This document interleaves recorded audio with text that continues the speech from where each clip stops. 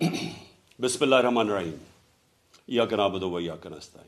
میرے پاکستانیوں، پولیس مجھے جیل میں پکڑنے کے لیے آ گئی ہے باہر، اور ان کا یہ خیال ہے کہ جب عمران خان جیل میں چلا جائے گا تو قوم سو جائے گی۔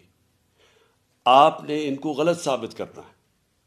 آپ نے یہ ثابت کرنا ہے کہ یہ زندہ قوم ہے، یہ محمد مصطفیٰ نبی صلی اللہ علیہ وسلم کی امت ہے، یہ لا الہ الا اللہ کے نعرے کے اوپر بننے والی قوم ہے۔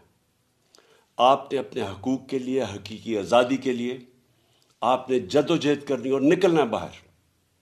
دیکھیں، عمران خان کو اللہ نے سب کچھ دے چکا ہے۔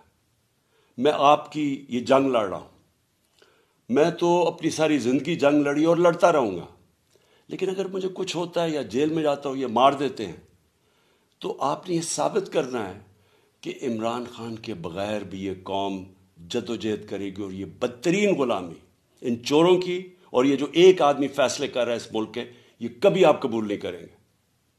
پاکستان زندہ باد۔